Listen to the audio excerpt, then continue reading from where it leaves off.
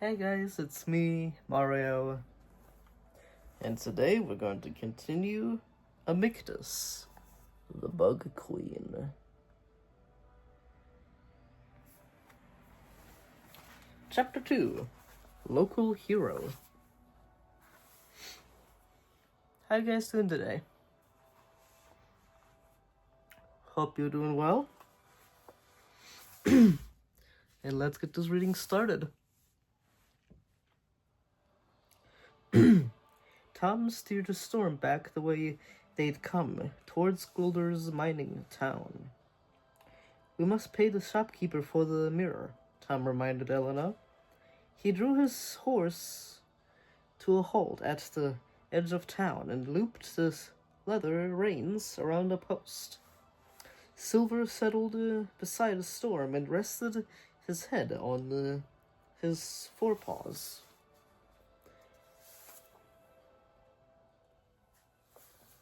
Elena laughed. That's right, she told her wolf. Rest while you can. She and Tom turned into the main road, heading towards the junk shop where Tom had found his prize for the last quest against Shrema, the Earth Lord.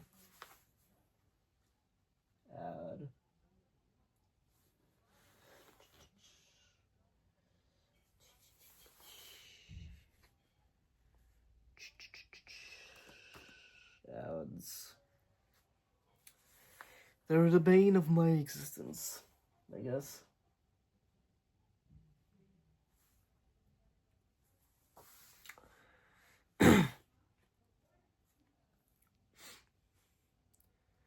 Elena laughed. That's right, she told her wolf. Rest while you can. She and Tom turned into the main road, heading towards the junk shop where Tom had found his prize for the last beast quest against Shrema, the Earth Lord. A diamond-encrusted mirror to go with the pearl gold ring, pair of gloves, and set of scales that he had retrieved on early quests. So how are you going to tell the shopkeeper that we can't give the mirror back? Elena said. What if he'd rather have Storm instead? When he sees the diamond from the mine, he'll forget everything else, Tom reassured her. He patted his pocket to make sure the diamond was still there. It was. Tom noticed Elena turn to study a group of people on the street corner who were watching Tom and Elena as they passed. Their mouths hung open, slack-jawed. One man pointed a trembling finger and whispered something to the person next to him. Why are they staring at us? Elena whispered to Tom. They hardly noticed us when we were here before. I don't know, Tom replied. He looked over at his side of the street and saw a woman hanging out an open window, gazing down at them. It's him, the woman cried. It's really him. Her head disappeared and the window slammed shut. Moments later, she appeared at the door of her house and ran into the street. Her 3 children called out with delight. The woman grabbed Tom by the arms and peered into his face. Her eyes ranging over his features. Gently, Tom praised the woman's fingers from him. I think you're mistaking me for someone else, he said. He carried on walking and looked over his shoulder. The woman was still watching. Other people had wandered out into the street, all staring. Come on, Elena said, breaking into a run. Tom could tell that the people weren't hostile, but curious. But he raced after his friend towards the shop. The sooner we begin this quest, the better, he muttered.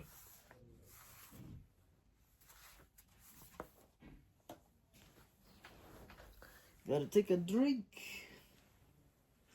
Gotta stay hydrated. Hydrated. Right.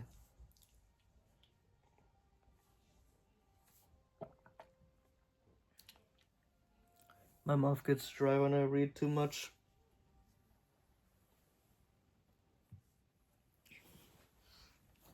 This is the second video I'm doing today.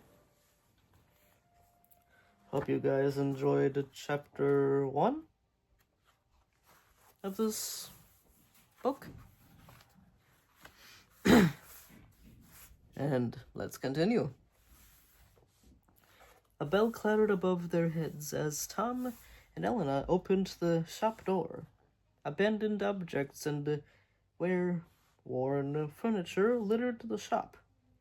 The shopkeeper was still sitting on the same stool he'd occupied during Tom and Elena's previous visit. But now he held something in his hands, a leather-bound book. When the man looked up and saw Tom and Elena, he jumped to his feet and hobbled quickly towards them. His face split into a wide grin. "Welcome, welcome," he cried, dusting off a nearby bench and steering Tom towards it. Hesitantly, he and Elena sat down. "It's an honor to see you again," the shopkeeper continued. "I was worried you wouldn't come back." "I'm sorry my horse escaped," Tom said, "but I have something for you, a token of gratitude." He pulled the diamond from his pocket. It was nearly as big as his fist and sparkled with a clear, pure light. He waited for the man to react, but instead the shopkeeper immediately pushed Tom's hand aside and held up the book. "Look what I found! It's you, isn't it?" He asked, opening the book. Tom gazed at the yellowed page. The book was very old, and the writing was smudged and unreadable in some places. But Tom could still make out a curious image. 2 travelers, a girl and a boy. The girl had short, dark hair. The boy grasped a sword in his left hand, and he wore a jeweled belt. "Tom, it's you," Helena whispered. Here's the shopkeeper pointing at the image of the travelers from Gwilder.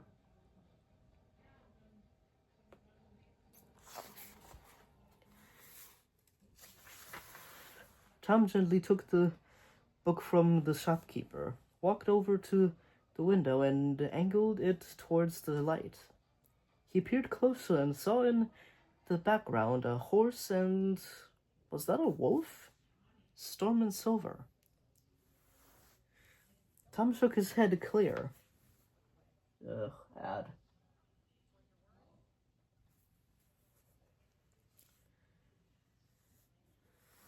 This was the second time he had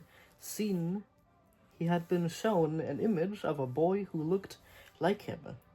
The last time was a painting in an old lady's house in the farming region of Gwilder. The woman had called him the son of Gwilder? The shopkeeper was staring at Tom with wide, gleaming eyes. Excuse me. Tom shook his head, handing the book back to the man and grabbing his spare hand. He placed the diamond on his open palm. "I'm not," Tom started to say, but then he realized. "I am," he thought. "I am a son of Gwilder. If this was Freya's kingdom and she was his mother, then there was no avoiding the truth. The boy in the painting and the boy in the book was Tom." He strode towards the shop door and heaved it open. It was a relief to be back out in the fresh air. Now a crowd of people had gathered on the other side of the street. Tom pushed past them and ran down the main road to find Storm and Silver. As he unhooked Storm's reins, Elena arrived at his side. "I'm sorry," Tom said. "I had to get out of there." "You don't need to explain," Elena said as they climbed into the saddle. Tom pointed Storm out of town. Ahead of them lay the kingdom of Grilder. It was up to him to save the land from Valmel. He had a blood tie with the people here. "They're part of me," he thought, "and I'm part of them." No quest had ever meant more, and he had a feeling the next beast would be the most cunning and furious of them all. And that was chapter 2. Let me see what the title is. Local Hero. I have a feeling that Malik was his name, right? Malik? Valmel, yeah. I have a feeling Valmel had something to do with the people going crazy in the town there. I have a feeling that Valmel disappeared and reappeared in the town nearby and told all the villagers there. So, yeah. That's why they probably recognized him as the son of Grilder. But, yeah, we got some revelations, and we got some answers there of why everything looked so familiar.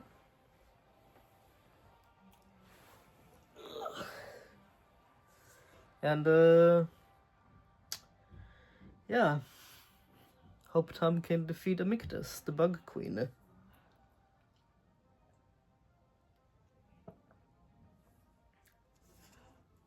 And not become prey to the evil that is coursing through her. Hope he can free her too. Amictus is a female, by the way. She has children and such, as we found out in the prologue, that she has children. Yeah, they might be a problem, but we'll get there when we get there.